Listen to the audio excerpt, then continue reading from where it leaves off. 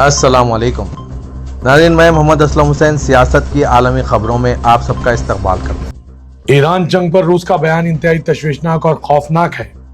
रूस की सरकारी जौहरी कंपनी रोसाटोम ने कहा है कि ईरान के जौहरी प्लांट पर इजरायली और अमेरिकी हमले काबू से बाहर हो रहे हैं। रूस की सरकारी जौहरी कंपनी रोसाटोम ने ईरान में यू शहर जौहरी तंसीब पर ऑपरेशन मुअत्तल करने का ऐलान किया। यह फैसला ईरान पर हालिया अमेरिकी और इजरायली फौजी हमलों के बाद किया गया है। रोसाटोम ने कहा है कि 600 से ज्यादा लोगों को इस मुकाम से निकालना पड़ा। रोसाटोम के सरबराह एलेक्सी लिकायचेव ने मुअत्तली की तस्दीक की। उन्होंने कहा कि कंपनी गुज़िश्ता हफ्ते के रोज बिगड़ती हुई सूरत हाल पर गहरी नजर रखे हुए थे और प्लांट में काम अब रोक दिया गया। उन्होंने मजीद कहा कि प्लांट शदीद खतरे में है। रोसाटोम ने कहा कि इसका ईरानी जौहरी सनत के हुक्काम से राब्ता मुनक़ता हो गया, इसलिए ये नहीं कह सकते कि क्या हो रहा है। अक़वाम मुत्तहिदा के जौहरी निगरान इदारे ने आज मंगल के रोज कहा कि ईरान की नेटन्स जौहरी आफजूदगी साइट को अमेरिकी इजरायली फिज़ाई हमले की मुहिम के दौरान कुछ हालिया नुकसान पहुंचा है, ताहम किसी रेडियोलॉजिकल सौ की तौक़े नहीं। इंटरनेशनल एटॉमिक एनर्जी एजेंसी ने कहा है कि नुकसान ज़्यादातर जौहरी साइट के ज़ेर ज़मीन हिस्से के दाखिली इमारतों में देखा गया है। अमेरिकी इजरायली हमलों के जवाब में ईरान ने पूरे खित्ते में बड़े पैमाने पर बैलिस्टिक मिसाइल और ड्रोन हमले करना शुरू कर दिया है। इसराइल पर हुए ज़्यादातर हमलों को अमेरिकी पैट्रियट एयर डिफेंस सिस्टम और इसराइल के आयरन डोम एयर डिफेंस सिस्टम के जरिए दरमियान में ही रोका जाता है। ताहम सऊदी अरब, कतर, बहरीन और कुवैत में कई हमले कामयाब हुए, जिससे इन ममालिक में अमेरिकी फौजी अड्डों, शहरी इलाकों और तेल की तनसीबात को नुकसान पहुंचा है। ईरान ने तमाम 6 खलीज ताउन कौंसिल यानी GCC ममालिक में हमले किए। Bahrain, Kuwait, Oman, Qatar, Saudi अरब और मुत्तहिदा अरब इमारात खलीजी ममालिक भी ईरान के फितरी हदफ हैं। अमेरिका ईरान से 11,600 किलोमीटर से ज़्यादा दूर है, जिसकी वजह से ईरान के रिवायती हथियारों से हमला करना नामुमकिन है। नतीजतन ईरान खलीजी खित्ते में अमेरिकी फौजी अड्डों को निशाना बना रहा है। ईरान ने हफ्ते को शुरू हुए तनाज़े के पहले 2 दिनों में खलीजी ममालिक की जानिब कम अज़ कम 390 बैलिस्टिक मिसाइल और 830 ड्रोन दागे। इन हमलों में बहरीन, दुबई, अबू धाबी और कुवैत के हवाई अड्डों को निशाना बनाया गया। बहरीन और दुबई के होटलों को भी निशाना बनाया गया है। इससे ये सवाल उठता है कि ये अमेरिकी इत्तेहादी क्यों इसराइल की तरह ईरानी हमलों के खिलाफ अपना दिफा करने से कासिर है। साइंसदानों का कहना है कि इसकी सबसे बड़ी वजह अमेरिकी दिफाई वसाइल की तरजीह और तैनाती में तजाद है। अमेरिका ने इसराइल की सलामती को तरजीह दी है, जबकि खलीजी ममालिक में इसकी दिफाई सलाहियतें महदूद और बिखरी हुई है। मशरिक़ सतह के उमूर के माहिर और Indian council of world affairs के senior flow doctor Fazlur Rahman Siddiqui का कहना है कि इस वक्त अमेरिका की तरजीह सिर्फ और सिर्फ इसराइल है, खलीजी ममालिक बिल्कुल भी नहीं। ये सिर्फ बलि का बकरा बन रहे हैं। ईरान पर अमेरिका और इसराइल के हमले बिला रोक टोक जारी है। इसराइली फिदाइया ने रात भर अहम ईरानी फौजी तनसीबात को निशाना बनाया, जिसमें ईरानी सदर का दफ्तर और सलामती कौंसिल की इमारत भी शामिल है। इसराइली फौज IDF ने एक सोशल मीडिया पोस्ट में कहा है कि इसने ईरान की क़यादत को निशाना बनाया, ईरानी हुकूमत के दफातर, फौजी तनसीबात और मरकजी हेडक्वार्टर को तबाह कर दिया। इसराइल ने इस इमारत को भी निशाना बनाया जहां ईरान के अगले सुप्रीम लीडर का इंतखाब होना था। ईरानी शहर खम में माहिरीन की असेंबली की इमारत एक फिजाई हमले में तबाह हो गई। ये वो जगह थी जहां ईरान के माहिरीन की असेंबली ने अपने अगले सुप्रीम लीडर का इंतखाब करना था। ये हमले एक ऐसे वक्त में हो रहे हैं जब ईरान, इसराइल और खलीजी ममालिक पर जहां अमेरिकी फौजी अड्डे मौजूद है, मिसाइल और ड्रोन हमले जारी रखे हुए हैं।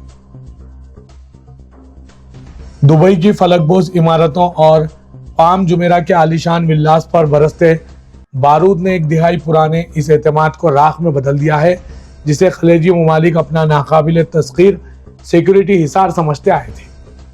दिहाइयों तक जिन अमेरिकी फौजी अड्डों को कतर, कुवैत और UAE ने अपनी अमन व तरक्की की जमानत माना, आज वही ठिकाने इनके वजूद के लिए डेथ वारंट महसूस हो रहे हैं। ईरान और इसराइल की जंग ने खलीज के इन अमीर ममालिक को एक ऐसे दो राह पर ला खड़ा कर दिया है जहां एक तरफ कुआं है और दूसरी तरफ खाई है। अब सवाल यह है कि अगर ये ममालिक अमेरिकी फौज से जगह खाली करने को कहें तो इन्हें ईरान से कौन बचाएगा, और अगर ईरान पर अमेरिकी हमला होता है तो जंग की तपिश इन्हें भी बर्दाश्त करना होगा।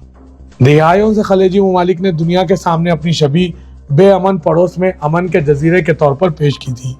اس امن کی بنیاد ایک غیر تحریری معاہدے پر قائم تھی۔ امریکہ ان ممالک کو سیکورٹی کی ضمانت دے گا اور بدلے میں یہ ممالک امریکی فوج کو اپنے ہوائی اڈے قائم کرنے کی اجازت دیں گے۔ لیکن 2026 کے اس خونی جنگ نے اس پرانے سیکورٹی حصار کو ڈیتھ وارنٹ میں بدل دیا ہے۔ اسرائیل کے چینل 12 نے اطلاع دی ہے کہ ایران کے نئے وزیر دفاع ماجد ابن رضائی بھی اسرائیلی فضائی حملے میں مارے گئے ہیں۔ انہیں آج اس عہدے پر تعینات کیا گیا تھا اور اسرائیل کا دعویٰ ہے کہ وہ آج تہران میں ایک فضائی حملے میں مارے گئے۔ مشرق وسط کی صورتحال اب مکمل طور پر قابو سے باہر ہے۔ اسرائیلی فوج نے تہران اور بیروت میں فوجی اہداف کو نشانہ بناتے ہوئے تازہ حملے کیے ہیں۔ اسرائیلی وزیر دفاع اسرائیل کاش نے واضح کیا ہے کہ یہ کارروائی اس وقت تک جاری رہے گی جب تک کہ ایران کی میزائل لانچنگ کی صلاحیت مکمل طور پر تباہ نہیں ہو جاتی۔ اسرائیلی زمینی افواج اب لبنان میں مزید اسٹریٹجک علاقوں پر قبضہ کرنے کی پیش قدمی کر رہی ہے۔ اسرائیل کا کہنا ہے کہ وہ اپنی سرحدیں بستیوں کو محفوظ بنانے کے لیے کسی بھی حد تک جائے گا۔ بتایا جا رہا ہے کہ چین نے باضابطہ طور پر ایران کے ساتھ براہ راست کسی بھی قسم کے ہتھیاروں کے معاہدے سے انکار کیا ہے، لیکن ایران کی امریکہ اور اسرائیل کے ساتھ جاری کشیدگی کے دوران ماہرین تہران کی فضائی اور میزائل دفاعی صلاحیت کو مضبوط بنانے میں بیجنگ کے کردار پر سوال اٹھا رہے ہیں۔ فی الحال ایران کی فوجی طاقت بڑی حد تک اس کی اپنی مقامی ٹیکنالوجی اور روس جیسے دیگر شراکت داروں پر منحصر ہے۔ ایک خفیہ رپورٹ کے مطابق بین الاقوامی پابندیوں اور جغرافیائی سیاسی خطرات کے باعث چین اور ایران کے درمیان بڑے اور کھلے عام ہتھیاروں کے سودے کم نظر آتے ہیں۔ تاہم کہا جا رہا ہے کہ چین نے بالواسطہ طور پر ایران کی مدد کی ہے۔ مکمل ہتھیار فراہم کرنے کے بجائے اخراجات کی شکل میں سامان بھیجا جاتا ہے اور بعد میں اسمبلنگ میں تکنیکی معاونت دی جاتی ہے۔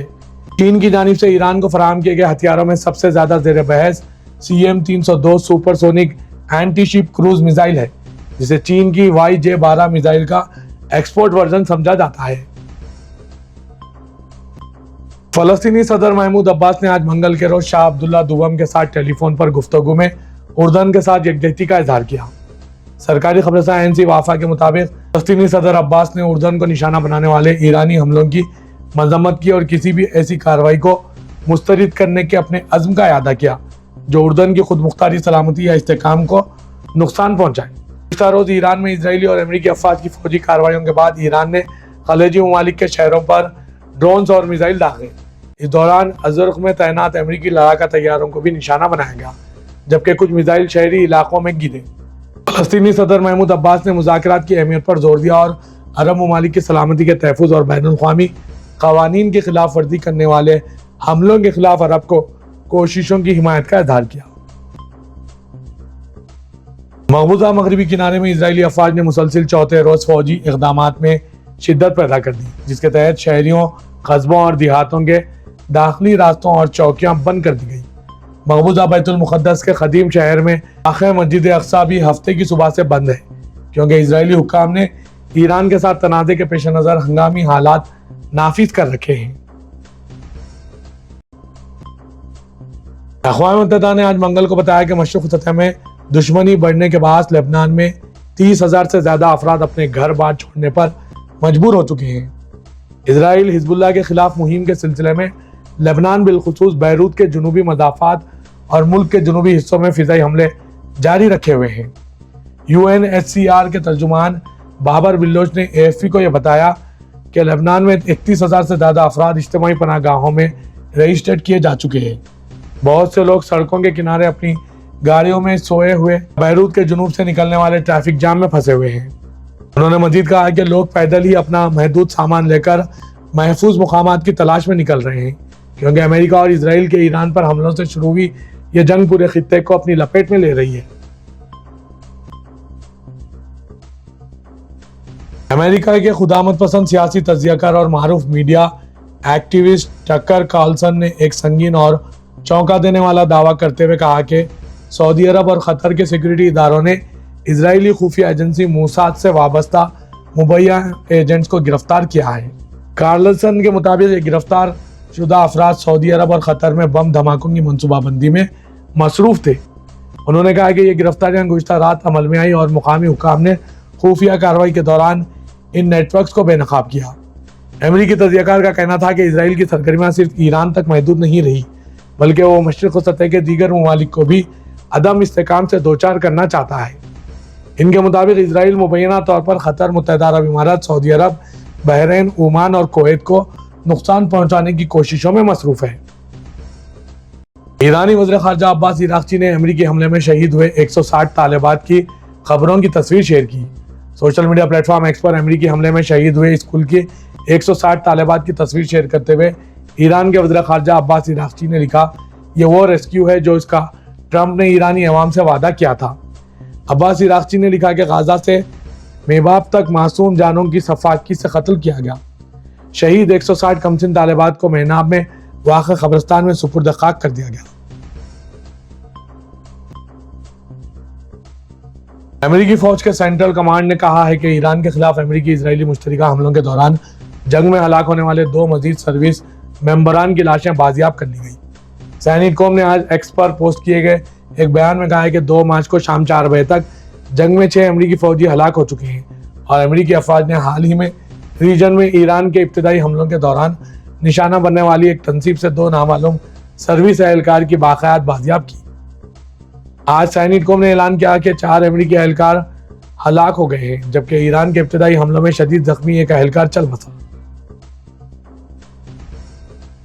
روس کی بااختیار سلامتی کونسل کے نائب چیئرمین نے کہا ہے کہ اگر امریکی صدر ڈونلڈ ٹرمپ سیاسی نظام بدلنے کے جنونی راستے کو جاری رکھتے ہیں تو تیسری عالمی جنگ پھوٹ پڑے گی۔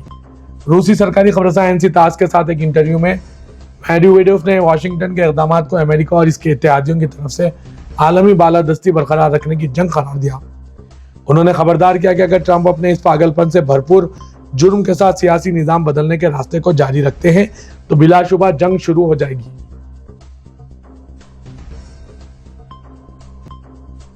ترکیہ کے صدر رجب طیب اردوغان نے ایران میں شہریوں کی مشکلات پر گہرے افسوس کا اظہار کیا اور کہا کہ ترکیہ بحالی امن میں مدد اور فائر بندی کے حصول کے لیے اپنی سفارتی کوششیں تیز کر رہا ہے۔ اردوغان نے آج دارالحکومت انقرہ میں ایک تقریب سے خطاب میں کہا ہے کہ ہم ایرانی عوام کے درد میں شریک ہیں اور ہمیں ان کے مصائب پر گہرا صدمہ پہنچ رہا ہے۔ اس جنگ کا خامیازہ معصوم بچے اور شہری بھگت رہے ہیں۔ اردوغان نے کہا کہ ترکیہ فائر بندی کے قیام اور خطے میں امن و امان کی بحالی تک سفارتی روابط پوری رفتار کے ساتھ جاری رکھے گا۔ اسرائیل کے وزیر اعظم بنیامین نتنیاہو نے کہا ہے کہ ایران کے خلاف امریکہ اور اسرائیل کی جنگ ایک نہ ختم ہونے والی لڑائی نہیں بنے گی اور اس میں فوری اور فیصلہ کن کارروائی ہوگی۔ برطانوی خبررساں ادارے رویٹرز کے مطابق نتنیاہو نے فاکس نیوز کے پروگرام ہینیٹی میں گفتگو کرتے ہوئے کہا کہ یہ کوئی لام تناہی جنگ نہیں ہے، یہ امن کا گیٹ وے ہے۔ جب اسرائیلی وزیر اعظم سے یہ سوال پوچھا گیا کہ آپ کو مشرق وسطی میں پائیدار امن کا کوئی راستہ دکھائی دیا ہے تو ان کا کہنا تھا کہ ہاں، میں دیکھ رہا ہوں۔ سعودی عرب کے دارالحکومت ریاض میں امریکی سفارت خانے پر آج منگل کی صبح ڈرون سے حملہ کیا گیا جس سے معمولی آگ لگ گئی۔ خوش قسمتی سے کوئی زخمی نہیں ہوا۔ سعودی گزٹ کی رپورٹ کے مطابق سعودی عرب کی وزارت دفاع کے ترجمان جنرل ترکی المالکی نے کہا ہے کہ ابتدائی اندازوں کے مطابق ریاض میں امریکی سفارت خانے کو ڈرون کے ذریعے نشانہ بنایا گیا۔ واقعے میں معمولی آگ لگ گئی اور عمارت کو معمولی نقصان پہنچا۔ انہوں نے کہا کہ ریاض کے جنوب میں واقع پرنس سلطان ایئر بیس کے قریب 5 ڈرونز کو مار گرایا گیا۔ اس کے علاوہ 2 ڈرونز نے مشرقی صوبے میں راس تنور آئل ریفائنری پر حملہ کرنے کی کوشش کی، لیکن گرائے گئے ڈرون کے ملبے کی وجہ سے ریفائنری میں معمولی آگ لگ گئی۔ کسی کے زخمی ہونے کی اطلاع نہیں ہے۔